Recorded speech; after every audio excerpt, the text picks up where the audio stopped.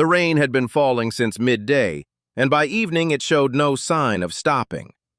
Calvin Drew stood on his porch and watched the water come down in long, silver sheets across his fields. The crops did not need any more rain.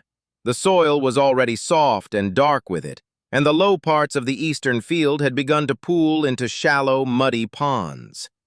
He watched one of those ponds grow slowly wider and sighed through his nose. He was 53 years old, broad in the shoulder but lean everywhere else, with rough hands and a face that the sun and years had carved into something permanent. He had lived on this farm for 19 years. He had built most of it himself, repaired what he had not built, and buried his wife in the small plot behind the oak tree near the back fence 7 years ago. Since then, it had just been him, the crops, a few chickens, and the particular silence that a man learns to live inside when he has no other choice. Millhaven was a small colony, maybe 400 people spread across farms and a narrow main road with a general store, a repair shop, and a clinic that was only staffed 3 days a week. It sat near the outer edge of human-controlled space, which meant that ships passed through the sky overhead sometimes, heading somewhere more important. Nobody passed through Millhaven on purpose. You ended up in Millhaven because you wanted quiet, or because you had run out of options, or both. Calvin had wanted quiet. He went inside when the rain picked up, made himself a simple dinner, ate it standing at the kitchen counter the way he always did, and then sat with a cup of coffee and listened to the rain hit the roof. It was a sound he had always liked. It made the inside of the house feel more solid, more real, like the world was pressing in and the walls were holding it back just fine. He was almost ready for bed when he heard it.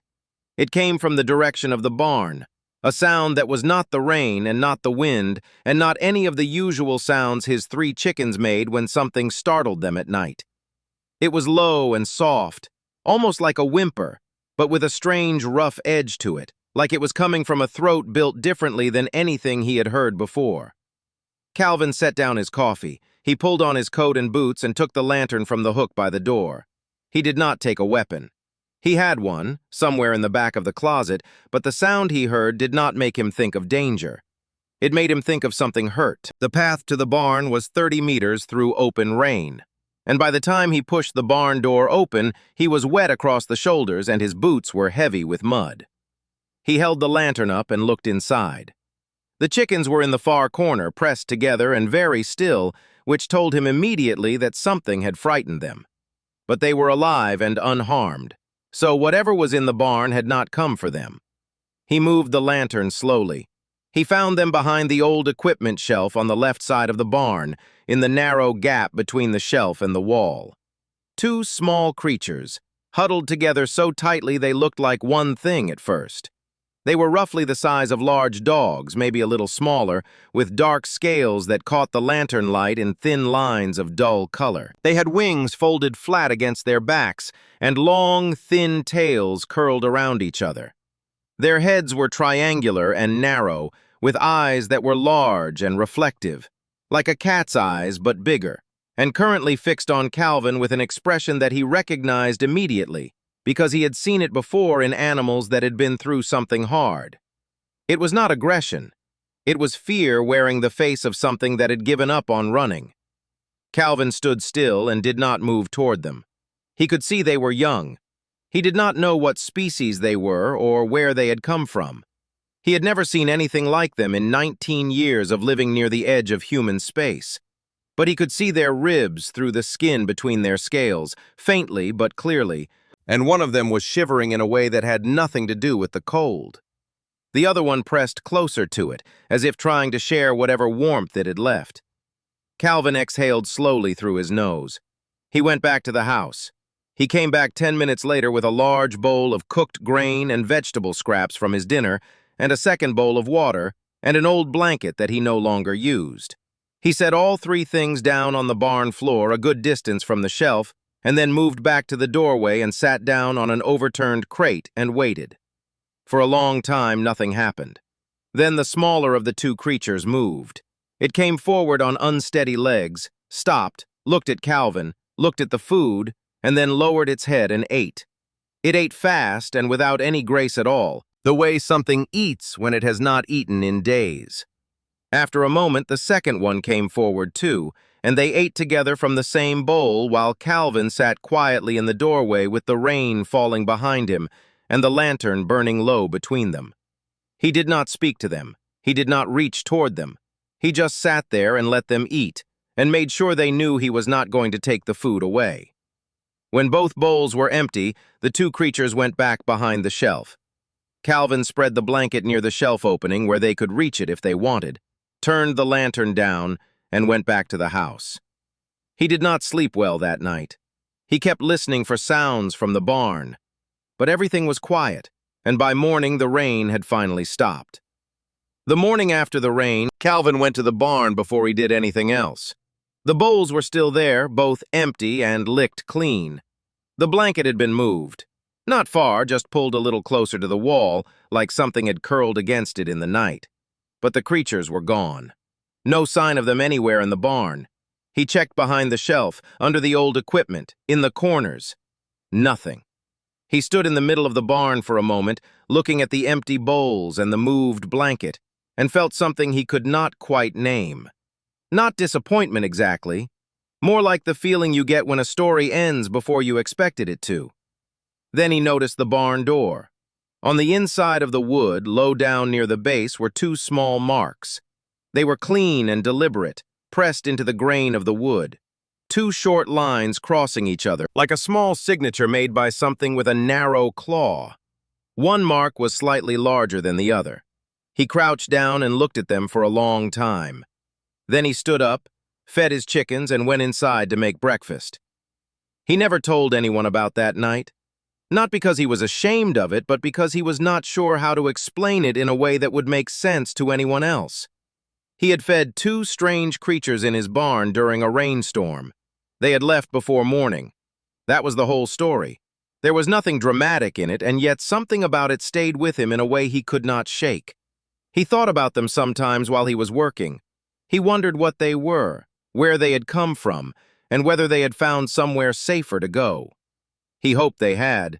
They had been so thin. The years moved the way years do in quiet places, steadily and without much announcement. Millhaven grew a little.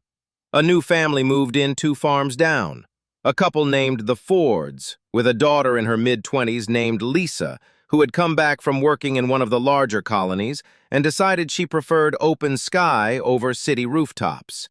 She had an easy laugh and a direct way of talking that Calvin appreciated. She started stopping by his farm once or twice a week, sometimes to trade produce, sometimes just to talk. Calvin was not a naturally social man, but he found her company easy to be around, which was the highest praise he gave to anyone. The colony got a second clinic day. The road got repaved. A small school opened for the 12 or so children who lived within reasonable distance. A communications tower went up on the hill east of town, which meant faster data connections and, occasionally, news from the wider galaxy that reached them the same week it happened instead of a month later. Through that tower, and through the steady flow of information that came with it, Calvin learned more about the larger world he existed on the edge of. The Drakari Imperium was the name that came up most often in anything related to this region of space. It was old, older than most human civilizations by a significant margin, and it was large, spanning dozens of inhabited systems under the rule of a single Empress whose line had held power for generations beyond counting. The Drakari themselves were a species of remarkable intelligence and pride, with a deep cultural attachment to honor, lineage, and the long view of history. They did not rush into anything. They did not forget anything either.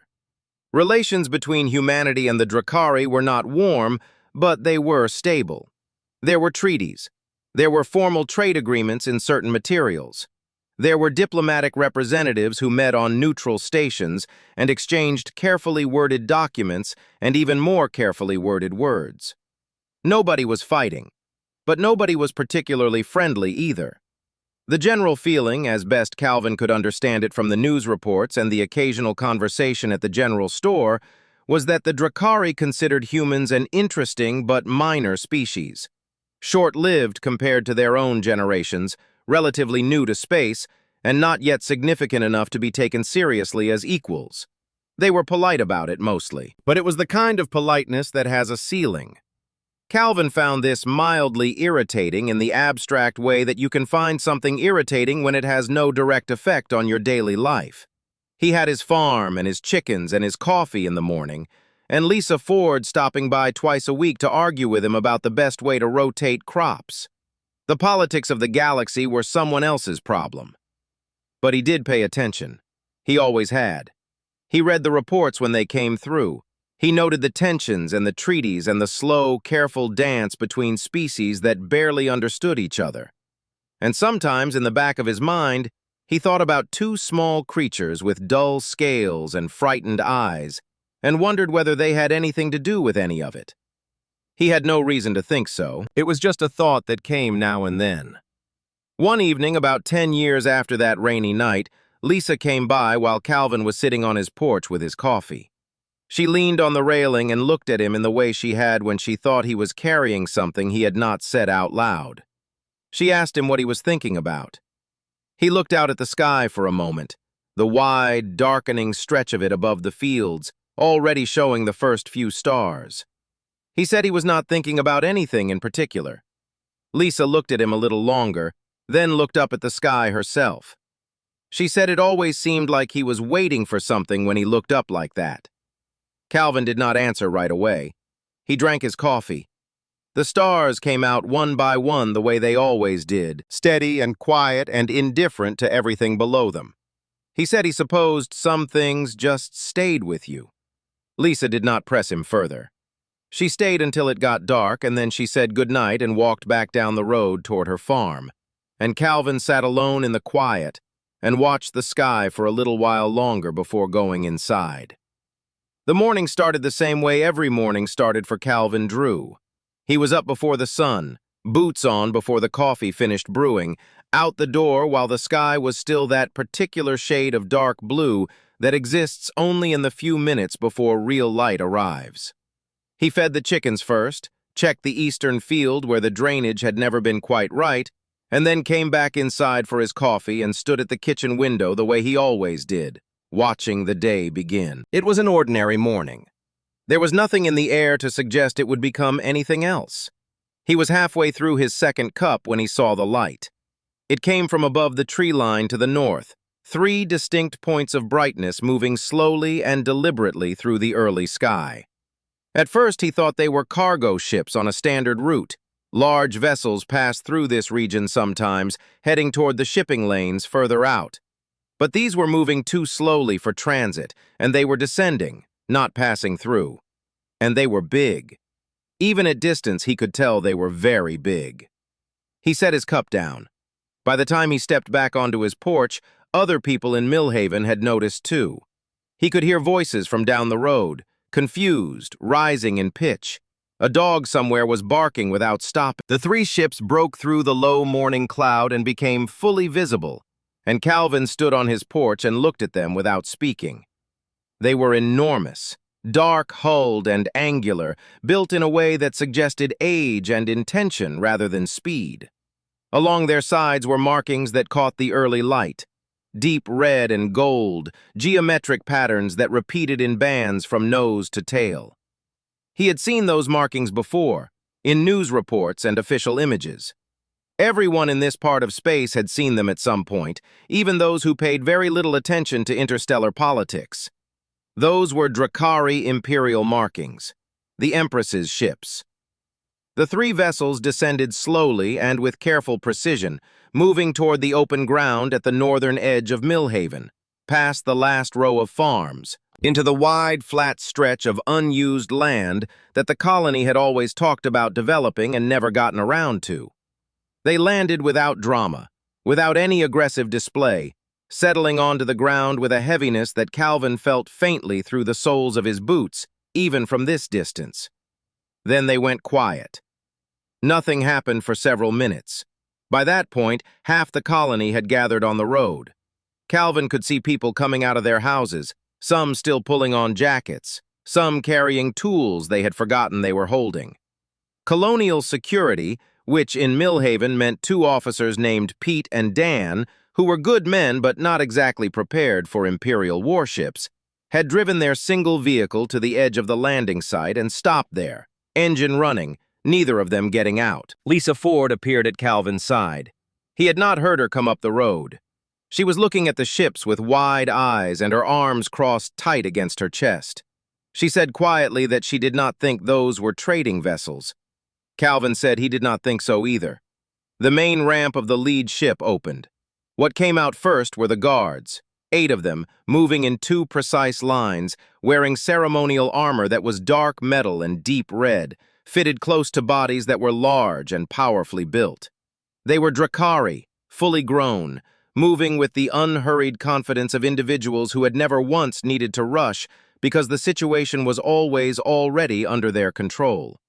They carried weapons at their sides but had not drawn them.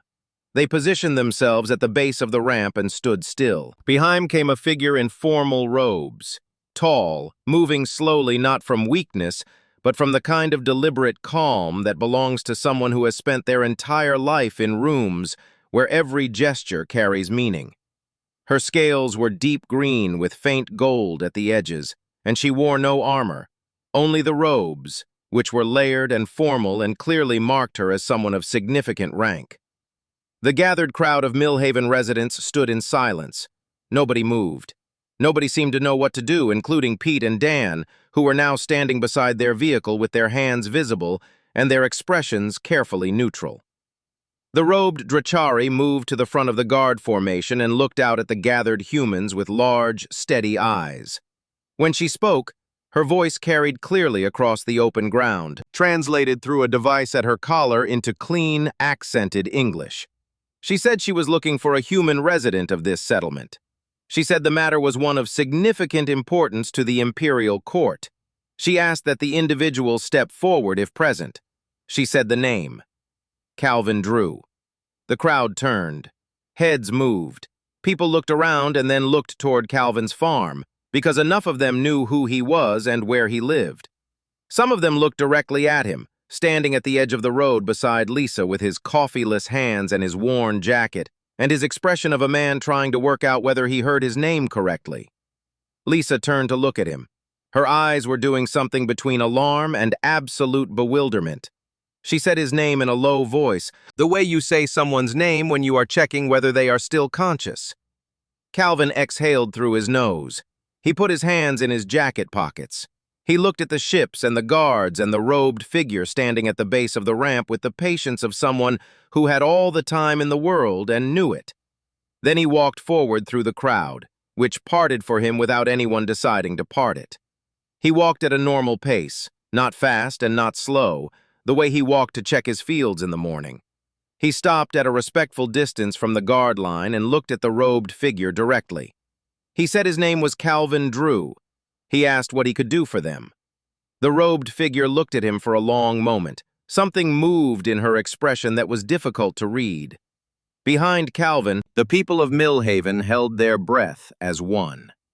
The robed Drakari looked at Calvin for a long moment before she spoke.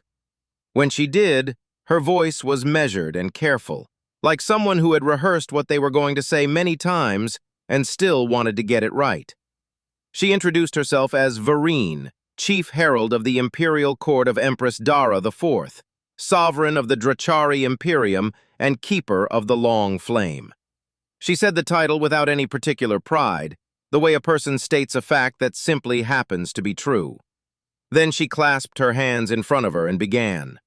She said that 10 years ago, the Drakari Imperium experienced a period of severe internal crisis. She did not go into the details of the politics.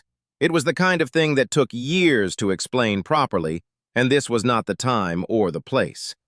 What she said was this: during the worst of it, when the capital was unstable and the court was fractured and nobody could be fully trusted, the Empress made a decision to protect the 2 youngest members of the imperial family, her daughters, the 2 youngest princesses of the Drakari throne.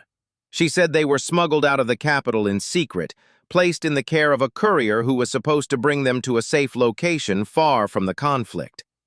But the courier's ship was damaged during the journey. There was an emergency landing near the outer edge of human-controlled space. The courier did not survive the landing. The two princesses, both very young, both frightened, and both without any way to contact the court, were left alone in an unfamiliar region with no resources and no guidance. For 3 days, they moved on foot through unfamiliar terrain, following the lights of a settlement in the distance. They were hungry. They were cold. One of them was injured slightly from the landing. They found shelter where they could and kept moving because moving felt safer than stopping. On the third night, it began to rain. Calvin stood very still. Vereen continued. She said that on that night, the two princesses found their way to the outskirts of a small human farming settlement. They were exhausted and frightened, and had reached the point where fear becomes something quieter and heavier than fear. The point where you simply stop having the energy to be afraid and just exist in whatever moment you are in. They found an unlocked barn. They went inside to get out of the rain. A short time later, a human came. Vereen paused here. She looked at Calvin with an expression that had moved past formal and into something more direct. She said the human saw them. He was alone. He was unarmed. He had every reason to be alarmed by the presence of two unknown Drachari in his barn, especially given the state of relations between their species at that time. The sensible response would have been to call for help, or to drive them out, or at the very least to keep his distance and wait to see what happened. Instead, he went back to his house, and he came back with food and water and a blanket. He put everything on the floor at a safe distance, and then he sat in the doorway and waited quietly while they ate. He did not speak at them. He did not reach toward them. He simply made sure they understood that the food was theirs and that he was not going to take it away. Then, when they were done, he dimmed his light and left them in peace. Vereen stopped speaking. The silence that followed was complete. The crowd behind Calvin had not moved. Even the wind seemed to have quieted. Lisa Ford stood with one hand pressed flat against her collarbone and her eyes fixed on the back of Calvin's head. Calvin looked at the ground for a moment. Then he looked back up at Vereen. He said slowly that he remembered that night. Vereen nodded once.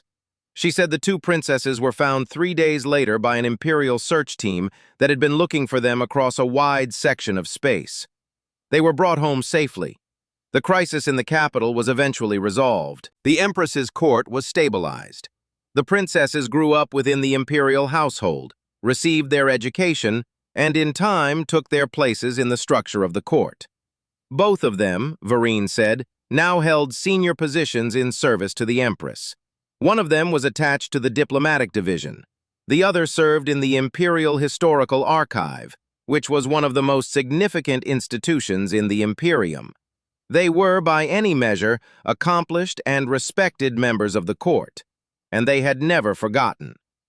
Vereen said that from the time they were old enough to request it, they had asked the Imperial Intelligence Division to find the human who had fed them.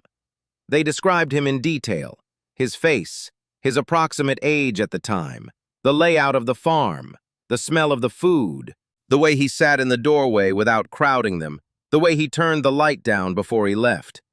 They described the barn, the rain, the two bowls on the floor, the blanket left within reach. It had taken years. Human settlements near the border were numerous and not always well documented. Names were common. Farms looked similar. But the princesses had given the investigators one more detail that eventually made the search possible. They had described the marks they left behind. 2 small claw marks pressed into the inside of a barn door, low near the base, one slightly larger than the other. Imperial investigators had quietly checked barn doors across dozens of settlements over the course of several years. They found Millhaven 8 months ago. They found the barn 6 months ago. They confirmed the marks were still there. Vereen finished speaking and stood quietly waiting. Calvin was quiet for a long moment. He looked out past the ships at nothing in particular, the way he sometimes looked at the sky in the evening when he was thinking something through. Then he nodded slowly, the way he nodded when something made sense to him, even if it had taken a moment to arrive there. He said he was glad they turned out all right. Vereen looked at him. Something shifted in her expression. Not surprise exactly, but something close to it. Like she had prepared for many possible responses, and this particular one had not been among them. Behind him, very softly, he heard Lisa Ford let out a long, unsteady breath. Vereen stood quietly for a moment after Calvin spoke. Then she turned slightly and gave a small nod to one of the guards behind her. The guard moved to the side of the ramp and touched a panel on the ship's exterior wall. A low sound came from inside the vessel, like something large and complex waking up, and then a screen extended outward from the hull, wide and flat and angled, so that it faced the open ground where Calvin and the people of Millhaven were standing. Vereen turned back to Calvin and told him that the Empress wished to speak with him directly. Calvin looked at the screen. He put his hands back in his jacket pockets. He did not say anything. The screen came to life. What appeared was not what most people would have imagined if they had tried to picture an Empress. She was not young, but she carried her age the way old mountains carry theirs, not as a weakness, but as a kind of settled, permanent weight. Her scales were deep gold, darker at the edges, and her eyes were amber and very clear. She wore formal dress but no crown. She sat in a chair that was large and plain, and she held herself with the stillness of someone who had long ago stopped needing to perform authority because it simply existed in every part of how she occupied space.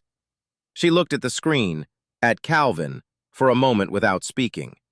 Then she spoke in Drachari, and Vereen translated quietly beside Calvin, keeping pace with the Empress's words.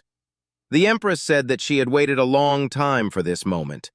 She said that when her daughters were lost, she had believed for some time that they were gone. The search had continued because she had ordered it to continue, and because she was not someone who accepted absence as an answer. But there had been nights, she said, when she had sat alone and thought about what a world looked like without them in it. And then they came home. And when they told her what had happened, not immediately because they were young and it took time for them to find the words, she had listened to the account of a human farmer who had found two frightened creatures in his barn in the rain and had chosen, without any reason to, without any benefit to himself, without any knowledge of who they were or what they meant, to simply feed them and keep them warm and leave them in peace. She said she had thought about that choice for 10 years.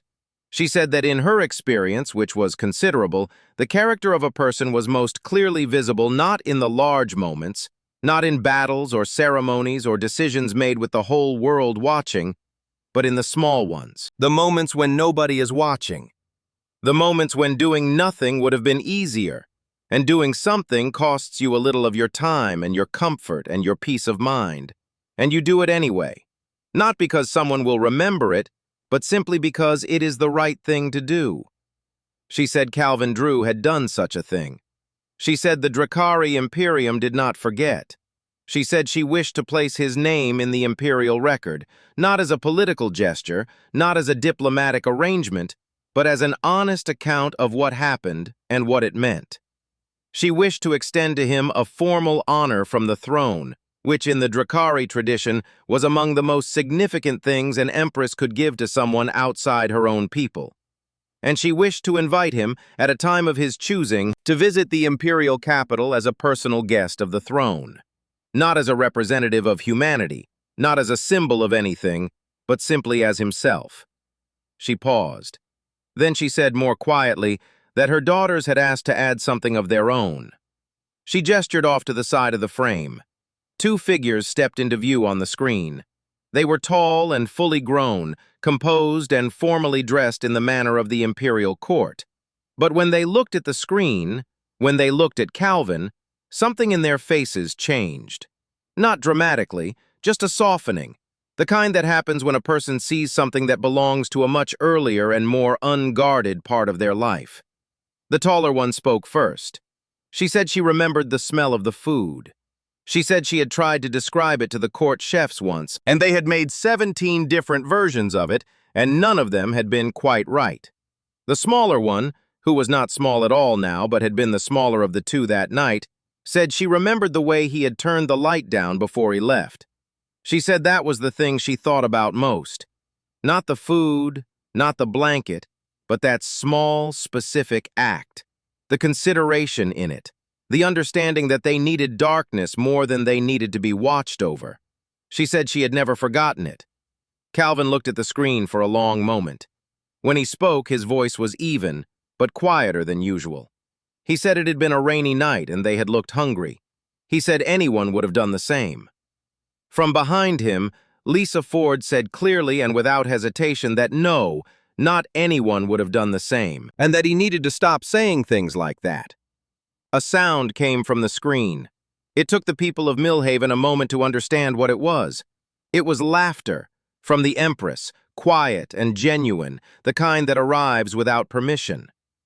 The two princesses were smiling, which on Drakari faces looked slightly different than on human ones, but was unmistakable all the same.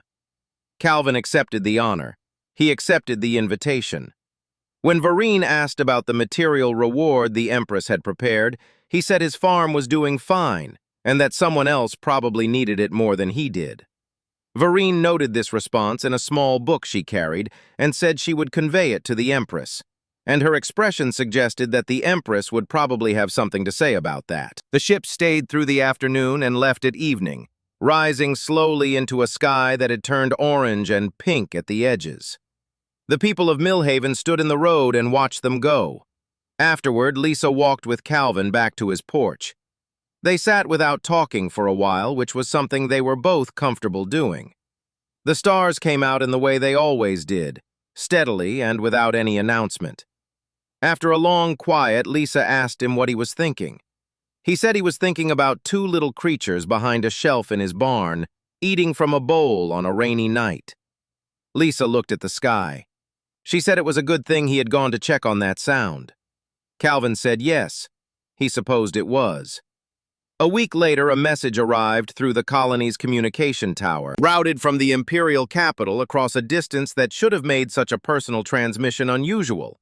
It was brief, informal, warm in the way that messages are warm when they come from people who do not need to be formal with you.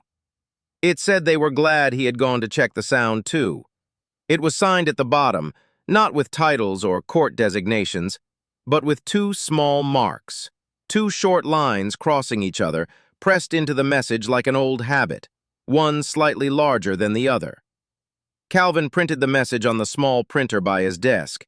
He folded it once, then thought about it, then unfolded it and pinned it to the kitchen wall beside the window, in the spot where the morning light came in first and stayed the longest. He left it there.